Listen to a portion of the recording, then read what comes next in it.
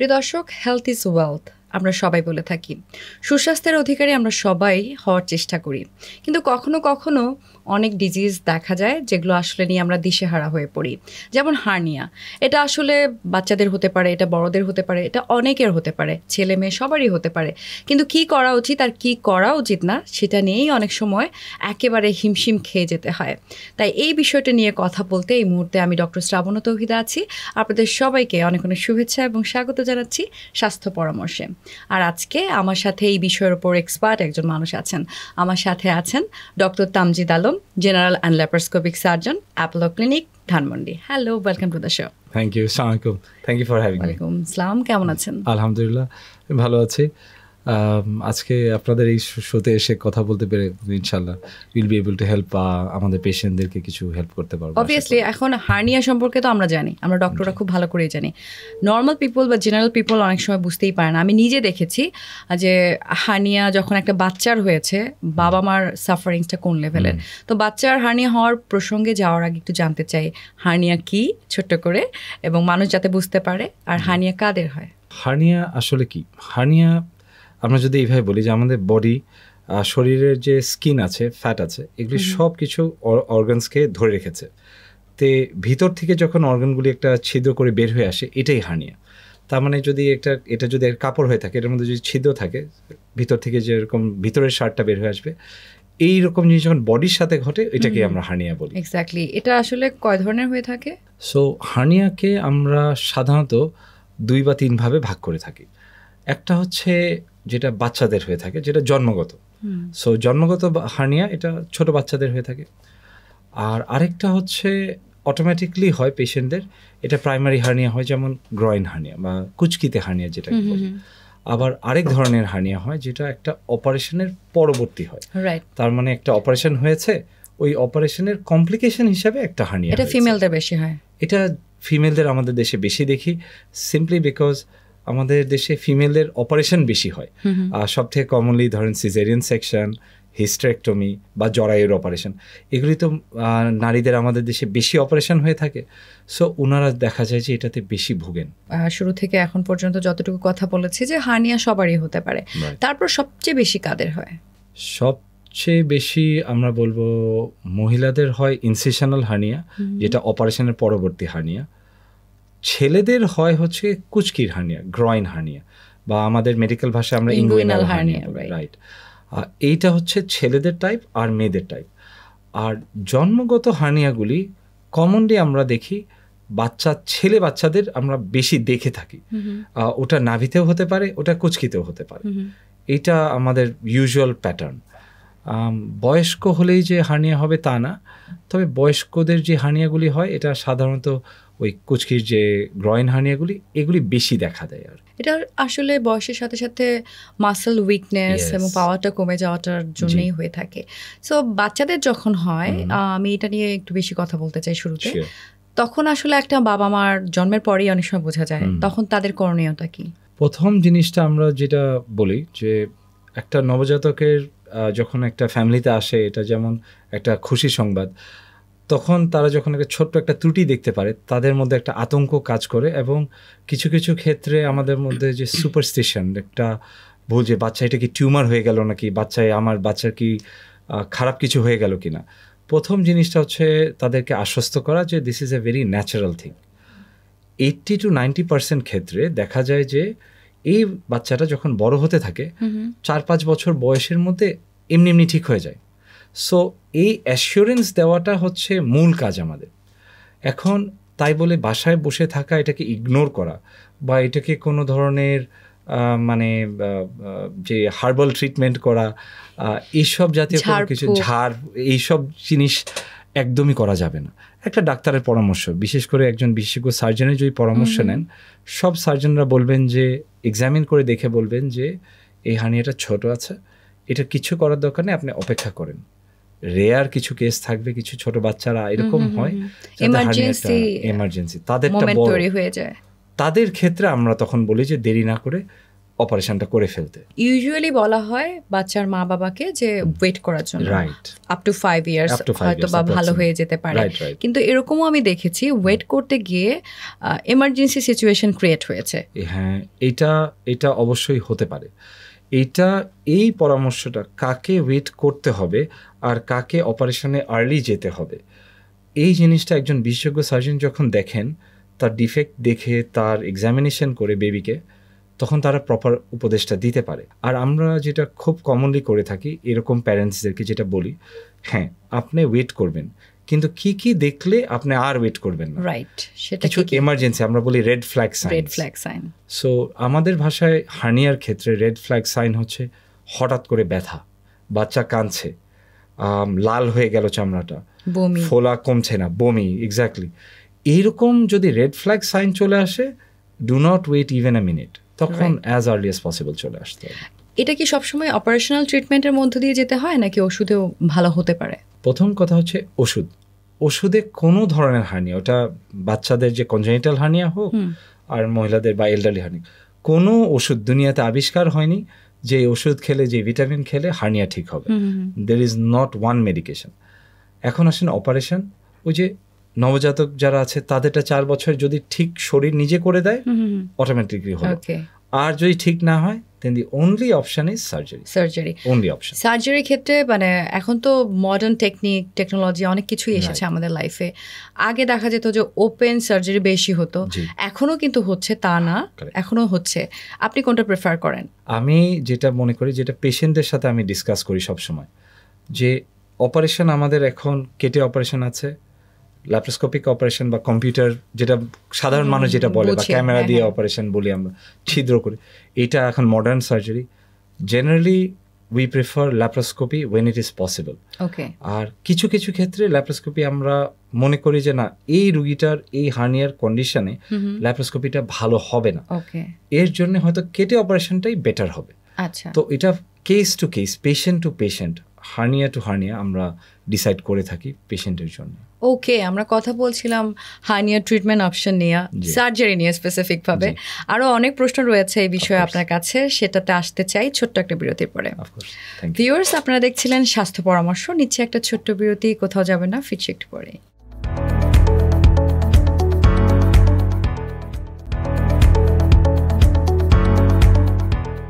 Welcome back, সাথে আছে আমি ডক্টর শ্রাবণ তৌহিদা। প্রিয় দর্শক, আপনারা দেখছিলেন স্বাস্থ্য পরামর্শ। আমরা কথা বলছি হার্নিয়া নিয়ে। হার্নিয়া বিষয়ে যিনি এক্সপার্ট এই মুহূর্তে আমার সাথে রয়েছেন doctor Tamjid Alam, general and laparoscopic surgeon, Apollo clinic, Dhaka. Once again welcome back. আমরা কথা বলছিলাম হার্নিয়া ট্রিটমেন্ট অপশন নিয়ে। Operation is the only treatment. অপারেশনের দুটো ধাপ নিয়েও আপনি বলেছেন, কিন্তু কস্ট ওয়াইজ যদি চিন্তা করি, সেক্ষেত্রে মানুষের তো একটা আইডিয়া দরকার। আমি ওই আইডিয়াটা চাচ্ছি। হার্নিয়ার কস্ট নিয়ে সবাই জানতে চায়। হার্নিয়ার কস্টের নির্ভর করে কয়েকটা জিনিসের উপর।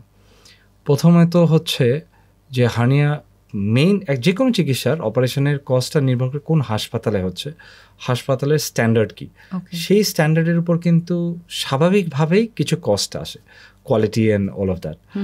এছাড়া আমরা কি মেশ ইউজ করছি, যে জিনিসটা নিয়ে আমরা অপারেশনের নিয়ে এখন কথা বলা দরকার, সেটা হচ্ছে যে হার্নিয়া অপারেশন করতে গেলে অলমোস্ট ফর এভরিবাডি, মানে অ্যাডাল্ট হলেই তাদেরকে আমরা একটা জিনিস ব্যবহার করি যেটাকে মেশ বলি আমরা। মেশটা হচ্ছে একটা মশারির কাপড়ের মতো দেখতে অনেকটা।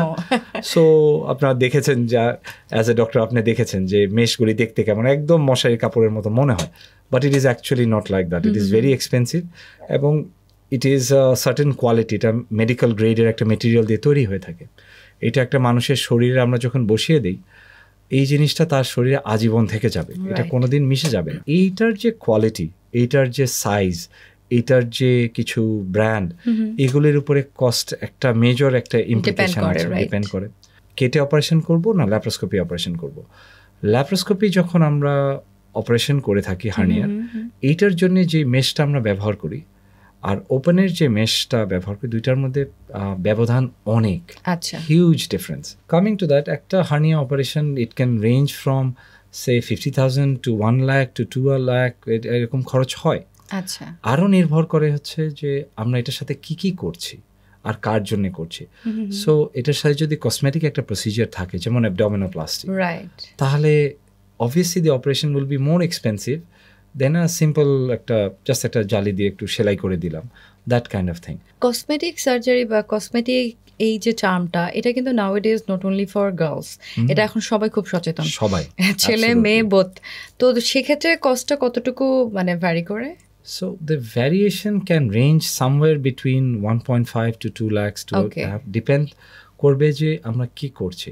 সো আমি যদি ব্রেকডাউন করি, let us break it down simply, যে সবথেকে কমন জিনিসটা অ্যাডাল্টরা যেটা নিয়ে আসে সেটা হচ্ছে নাভির হার্নিয়া। খুব কম, এটা ছেলেদের হয়, মেয়েদেরও হয়। তো নাভির হার্নিয়াগুলি যখন ছোট হার্নিয়া থাকে, এই জায়গার হার্নিয়াগুলি আমরা সাধারণত বলি এটা ল্যাপ্রোস্কোপি করতে।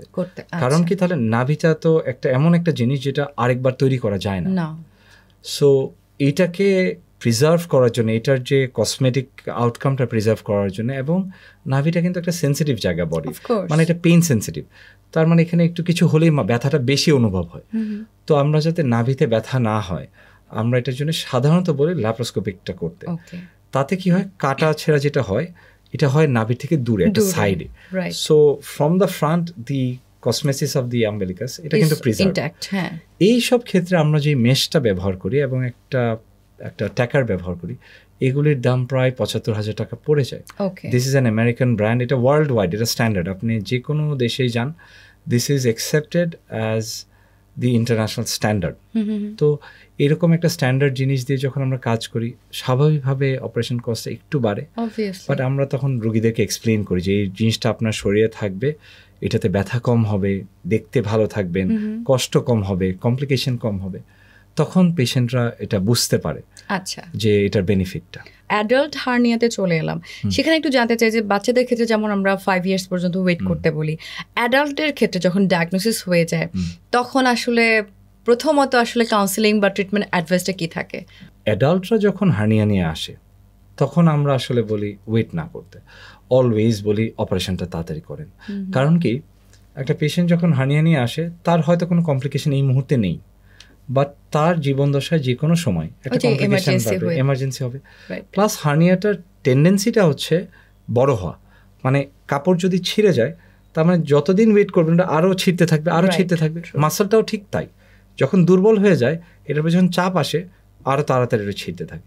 সো এটা দিনে দিনে এটা বড়ই হবে, বাচ্চাদের মতো না।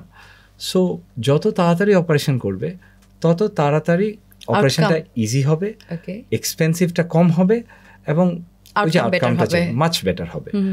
আর একটা জিনিস বলে নিই, এটা করা দরকার, যে বাচ্চাদের ক্ষেত্রে আমরা কিন্তু মেশ ইউজ করি না, it is only for adults. তো কারণ কি, বাচ্চাদের যে কনজেনিটাল হার্নিয়া, এটা একটা জন্মগত একটা ছোট্ট গ্যাপ, তার মাসলটা কিন্তু খুব ভালো আছে, এবং বাচ্চারা অ্যাজ দে গ্রো আপ, তাদের যে বডি স্ট্রেংথ, মাসল স্ট্রেংথ কিন্তু বাড়তে থাকে। তার মানে বাচ্চাদের ক্ষেত্রে কিন্তু আমরা সেলাই দিয়ে যে অপারেশনটা করে দিই, ওটা ল্যাপ্রোস্কোপি হতে পারে, ওটা কেটে হতে পারে, কিন্তু এইটা ওর পরে আর মেশ লাগে না। কিন্তু অ্যাডাল্ট হলে you must put a mesh, এটার কোনো বিকল্প নেই। এক্স্যাক্টলি। তবে বড়দের ক্ষেত্রে যখনই ডায়াগনোসিস হোক, সেটা আসলে অপারেশনে যেতে হবে অ্যাজ আর্লি অ্যাজ পসিবল। কিন্তু তার আগ পর্যন্ত আসলে তাকে কি কি বিষয়ে সাবধান থাকা উচিত বা উপদেশ কি থাকে, সেটা before operation and after operation? Before operation আমরা যেটা পেশেন্টদেরকে বলি, তারা অনেক সময় ডিসিশন মেকিংয়ে ডিলে থাকে, ফাইন্যান্সিয়াল অ্যারেঞ্জমেন্টে ডিলে হতে পারে, অথবা কনভিন্স না, এই জন্যে ডিলে হতে পারে। তো আমরা আমাদের পেশেন্টকে যেটা বলি যে, দেখেন, আপনার সবসময় খেয়াল রাখবেন আপনার হার্নিয়াটা কি ছোট হয়ে যায় কিনা, মানে নিজে নিজে এটা ছোট হয়ে যাচ্ছে কিনা, আমি শুয়ে থাকলে এটা মিশে যাচ্ছে কিনা, that is a good thing. কিন্তু যদি কখনো লক্ষ্য করেন যে আর এটা একা একা যাচ্ছে না, অথবা নিজে ঠেলে ঠেলে এটাকে চেপে ভিতরে ঢুকানো যাচ্ছে না, এরকম সিচুয়েশান আপনি লক্ষ্য করলে আর দেরি করবেন না, অবশ্যই অবশ্যই একজন সার্জনের পরামর্শ নিয়ে এটার অপারেশনের যে চিকিৎসাটা এটা শুরু করে দিবেন। এছাড়া যদি লাল হয়ে যায়, তখন আর দিনের জন্য ওয়েট করবে না। উই কল দিস, ওই যেটা বললাম, red flag sign. Red flag sign হচ্ছে লাল হয়ে যাচ্ছে, অতিরিক্ত ব্যথা, বমি হচ্ছে, হয়তো টয়লেট হচ্ছে না, এগুলি দেখলে ইভেন আমরা বলি যে do not wait even a minute. এটা যদি মাঝরাতে হয়, আপনি সকালের জন্য অপেক্ষা করবেন না, কারণ আপনি যদি সাথে সাথে এমার্জেন্সিতে যান একটা হাসপাতালে, আমরা এমার্জেন্সি বেসিসে এই অপারেশনটা করব। অন্যথায় যেটা ঘটবে, নারী যদি ওখানে আটকে যায়, এটার রক্ত চলাচল বন্ধ হয়ে যাবে, অ্যান্ড এটা লিক হয়ে যেতে পারে, এটা ফুটো হয়ে যেতে পারে, ইনফেকশন হয়ে যেতে পারে, তখন যেটা একটা সাধারণ operation it will become a life threatening একটা অপারেশন। মানে তখন নাড়ি কেটে ফেলা, জোড়া লাগানো, it is a very complex situation. এই জিনিসটা আমরা সকল সার্জনরাই আমরা চাই যে এটাকে অ্যাভয়েড করতে, পেশেন্টদের স্বার্থে, যে যাতে এটা না করতে হয়। It is very dangerous. এই জিনিসটা অ্যাডাল্টদের ক্ষেত্রে আমরা সবসময় বলি। আমরা তো শুরুতেই যখন অ্যাডাল্টের ক্ষেত্রে মানে ডায়াগনোসিসটা হয়ে যায়, শুরুতে অপারেশনের কথা বলি না, ইজ ইট? না, আমরা শুরুতেই বলে দিই। তাহলে মানে কেন পরামর্শগুলো দেওয়া হয় যে আপনি ঝুঁকে কাজ করবেন না বা অতিরিক্ত প্রেশার নেবেন না? এটা হচ্ছে যে অপারেশন যতদিন না করছে, in that sense your correct. এটা আমরা বলে দিই যে হ্যাঁ, আপনি ভারী কিছু একটা হেভি জিনিস এটা যদি লিফট করবেন, এটা আপনি করবেন না until you have the surgery. আবার সার্জারির পরের দিনই যে সে লিফট করতে হবে তাও না, কারণ সেখানেও একটা রেস্ট্রিকশন দেওয়া হয়। কারণ আমরা মেশটা বসিয়ে দিব, তখন তাকে 6 সপ্তাহের মতো অ্যাটলিস্ট আমরা বলি যে কোনো হেভি লিফটিং যাতে না করে। পরবর্তীতে আস্তে আস্তে ওভার পিরিয়ড অফ 6 মান্থস, 6 মাস ধরে তার যে মাসল, তার যে স্কিন, এটা স্ট্রেংথ অ্যান্ড টোনটা বেড়ে যায়। তারপরে সে আবার সব কিছু করতে পারবে। সো এক্সারসাইজ, দৌড়ানো, জিমে যাওয়া, বাসা সংসারের কাজ করা, দে ক্যান ডু ইট। আর অপারেশনের আগে এগুলির থেকে as much as possible avoid করে চলতে হবে, অ্যাজ মাচ অ্যাজ পসিবল। ওকে, অ্যাভয়েড তো করতেই হবে অবশ্যই সুস্থ থাকতে হলে এবং আউটকামটা বেটার পাওয়ার জন্য। তবে অনেক সময় দেখা যায় যে অপারেশন সাকসেসফুল হওয়ার পরেও অনেক কমপ্লিকেশনস দেখা যায়। আমি সেই কমপ্লিকেশনসগুলো নিয়ে কথা বলতে চাই আরেকটা ছোট্ট বিরতির পরে। ভিউয়ার্স, আবারও সময় হয়েছে ছোট্ট একটা বিরতি নেবার। স্বাস্থ্য পরামর্শ আপনারা দেখছিলেন, ফিরে আসবো একটু পরে। আমাদের সাথে ছিলেন, আশা করবো সাথেই থাকবেন।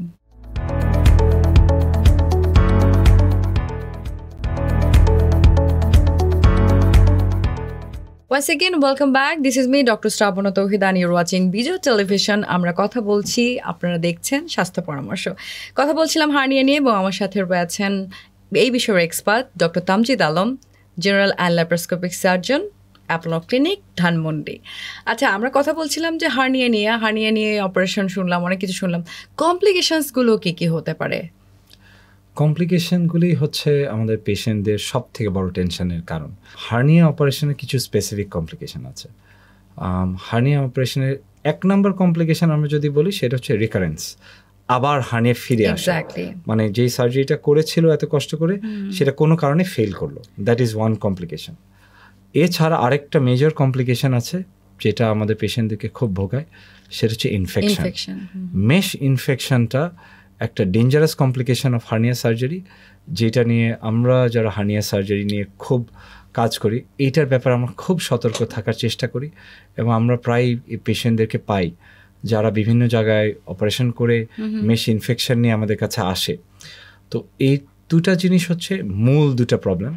এছাড়া টুকিটাকি কিছু প্রবলেম থাকে, দোজ আর ব্যথা অপারেশন পরে যেই ব্যথা থাকে, কিছু দাগ, এগুলি নিয়ে কিছু ইস্যু থাকে। স্ট্রেংথ ওয়াইজ মানে ফুললি রিকভার করা সম্ভব? Yes, we would say almost 90 to 95% যে ইয়েটা থাকে for most hernias, 95% to even 100% বলতে পারি আমরা যে রিকভার্ড, এবং সে নর্মাল লাইফ যা যা করতেন এক্স্যাক্টলি তাই করতে পারবেন।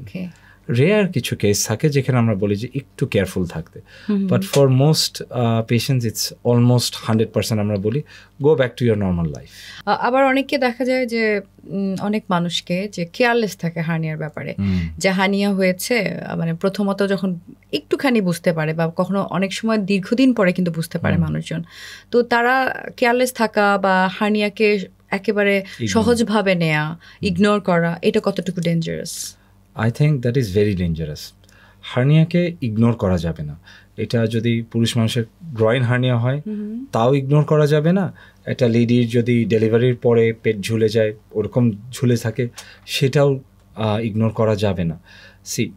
ছেলেদের ক্ষেত্রে যেটা হয় ইনগুয়াইনাল হার্নিয়াতে, আমরা প্রায় পাই পেশেন্টদের যাদের হার্নিয়া এত বড় তাদের প্যান্ট পরতে কষ্ট হচ্ছে। আচ্ছা, সো কিন্তু তার এখন যে অপারেশনটা করে যে কষ্টটা হবে, সে যদি কয়েক বছর আগে অপারেশনটা করতেন একদম আরামসে উনি থাকতে পারতেন। তার পার্সোনাল লাইফ কিন্তু এফেক্টেড হয়, ম্যারিটাল লাইফ এফেক্টেড হয়। So it is better to operate early. এবং অপারেশন কেন করে না, তারা মনে করেন কি যে আমার যদি ওই জায়গায় অপারেশন হয় তাহলে হয়তো আমার ম্যারিটাল লাইফে প্রবলেম হবে। আচ্ছা, কিন্তু তা না, বরঞ্চ হার্নিয়া অপারেশনটা করলে তার ভালো হবে, না করলে বরঞ্চ ম্যারিটাল লাইফে প্রবলেম হতে পারে। চিন্তা করে যে অন্ডকোষের যে ব্লাড সাপ্লাই এটা ড্যামেজ হতে পারে কিনা। এক্সপার্ট হ্যান্ড এটা ভেরি রেয়ার, মানে লেস দেন 0.5% আমরা বলি, মানে 100 জন 200 জন অপারেশন হলে একজনের হতেও পারে, মানে এবং আমাদের এক্সপিরিয়েন্স আমরা দেখি তার থেকে কম। আচ্ছা, আবার মেয়েদের ক্ষেত্রে আমরা যেটা দেখি, বিশেষ করে ডেলিভারির পরে লেডিজের, তাদের যখন পেটটা ঝুলে, তার মধ্যে আমার পেটটা তো ঝুলে আছে, দেখতে খারাপ লাগছে, তো কী হচ্ছে, ওয়েট করি, কিন্তু তারা রিয়েলাইজ করে না এই হার্নিয়ার কারণে কিন্তু তার ব্যাক পেইন হচ্ছে।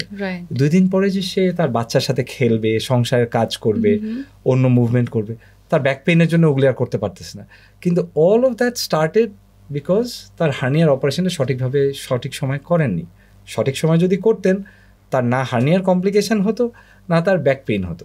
Right, so it is all related, একটার সাথে একটা related. What about incisional hernia? Incisional hernia is a very important topic. এটা আমরা অনেক পাই আমাদের দেশে। এটার মূল কারণটা হচ্ছে যে অপারেশনের সময় আইদার অপারেশন, যে প্রাথমিক যে অপারেশনটা হয়েছিল ওই সময়ের পরে হয়তো একটা ইনফেকশন হয়েছিল, অথবা ওই সময়ের পরে অপারেশন করেছে কিন্তু তারপরে যে নিয়ম মানার কথা ছিল হয়তো মানতে পারিনি, সাথে সাথে সংসারের কাজে চলে গিয়েছে, তো ওই যে ঘাটা শুকানোর কথা ছিল ওটা শুকাতে পারেনি, দুর্বল হয়ে গিয়েছে। তো এইসব ক্ষেত্রে আমরা সবসময় বলি যে যদি ইনসেশনাল হার্নিয়া হয়ে যায়, go to the surgeon early, যত তাড়াতাড়ি পারেন আপনার সার্জনের কাছে যান, কারণ অপারেশনটা আমরা প্রাথমিকভাবে যদি করে দিই এটার আউটকাম অসাধারণ হয়। এবং আমি আপনাকে বলি যে আমাদের কাছে আমার একটা পেশেন্ট আসছিল, তার একটা অ্যাপেন্ডিসেক্টমি অপারেশন হয়েছিল, ল্যাপ্রোস্কোপিকই, কিন্তু নাভিতে একটা হার্নিয়া হয়েছে ছোট্ট, and for some reason there was delay in surgery. আমার কাছে আসে, উনি একটা হলিডেতে উনি ছিলেন, আচ্ছা, এমার্জেন্সি সিচুয়েশন, ফ্যামিলির সাথে হলিডে কাটাচ্ছে, পেটের মধ্যে নাভি হার্নিয়া আটকে গেল এবং আমাদেরকে মাঝরাতে ল্যাপ্রোস্কোপিক সার্জারি করতে হলো এবং আমি মেশ বসিয়ে দিলাম। That young lady went on to have 2 more children, আলহামদুলিল্লাহ সি সেকশনও হয়েছে, and she is still doing fine after 7-8 years now, 7-8 বছর হয়ে গিয়েছে। আমার একজন আসতেন, ওনার ইনসেশনাল হার্নিয়া ছিল, ল্যাপ্রোটমির পরে ওনাকে আমরা রোবোটিক সার্জারি করে দিলাম, একটা খুব কমপ্লেক্স, প্রায় 9 ঘন্টার অপারেশন ছিল। He is actually a hard labourer in Saudi Arabia, ও সৌদি আরবে কাজ করে, খুব পরিশ্রমের কাজ করে। তো উনিও আসতেন কিছুদিন আগে, after 3-4 years now I think. উনি বলেন আমি তো সব কাজ করতে পারতেছি, আমি তো খুব ভালো আছি, অ্যান্ড আই হ্যাভ সিন যে হি ইজ ডুইং ওয়েল। তারপর অ্যাজ এ ডক্টর আমি তাকে বললাম যে দেখেন, আপনি পরিশ্রমের কাজ করেন সংসারের জন্য, কিন্তু চেষ্টা করেন যতটুকু অ্যাভয়েড করে, ইভেন দো এখন আপনি ভালো আছেন, maybe 5 years down the line, 10 years down the line, আমরা তো বলতে পারি না। সাবধানতাটা এখানে কি। আমি লাইফস্টাইল মডিফিকেশন বা ওভারঅল সবার জন্য লাস্ট অ্যাডভাইসটা আপনার কাছ থেকে কি পেতে পারি? লাইফস্টাইল মডিফিকেশন আমি অ্যাজ এ সার্জন আমি বলবো যে প্রত্যেকেই হার্নিয়ার ব্যাপারে ওর এনি সার্জারির ব্যাপারে সচেতনতা হচ্ছে number 1, to know what is right, কোনটা সত্য আর কোনটা অসৎ, মিথ্যা যাই বলি। আর দ্বিতীয়ত হচ্ছে ওয়েট। সব থেকে আমাদের দেশে আমরা এখন দেখছি খুব অ্যালার্মিংলি ওভারওয়েট হয়ে যাচ্ছে, অল্প ছোট ছোট বাচ্চারা ওভারওয়েট হয়ে যাচ্ছে, স্কুলের বাচ্চারা ওভারওয়েট হয়ে যাচ্ছে, মারা ওভারওয়েট হয়ে যাচ্ছে, ছেলেরা ওভারওয়েট হয়ে যাচ্ছে। সো ওভারওয়েট মানে ওবিসিটির থেকে কেয়ারফুল হওয়াটা is probably one of the most, আমি বলবো যে ইম্পর্টেন্ট থিংস একটা মানুষ করতে পারে to protect him or her self from hernia. এরপরে বলবো এক্সারসাইজ। ওই যে ওয়েট আর এক্সারসাইজ যেরকম একসাথে, রেগুলার ফিটনেসের জন্য যে এক্সারসাইজ করা, হাঁটা, জগিং করা, সাইক্লিং করা, থিংস লাইক দ্যাট, এইগুলির সাথে যদি সবাই জড়িত থাকে, I think will have a সুস্থ বাংলাদেশ এবং good lifestyle. Thank you so much for your valuable time. Thank you for having me. Thank you for having me. প্রিয় দর্শক, এই ছিল আমাদের আজকের স্বাস্থ্য পরামর্শ। নিশ্চয়ই ভালো লেগেছে। আমরা একটু হলেও আপনাদেরকে সচেতন করতে পেরেছি বলে আমি বিশ্বাস করি। আর এই চেষ্টাতেই আমি ডক্টর শ্রাবণী তৌহিদা আবারও ফিরে আসবো স্বাস্থ্য পরামর্শ নিয়ে, অবশ্যই কোনো ইম্পর্ট্যান্ট টপিক এবং সেই সাথে এক্সপার্ট কাউকে সাথে নিয়ে। সে পর্যন্ত অনেক অনেক ভালো থাকবেন, সুস্থ থাকবেন। আজকের মতো আল্লাহ হাফেজ।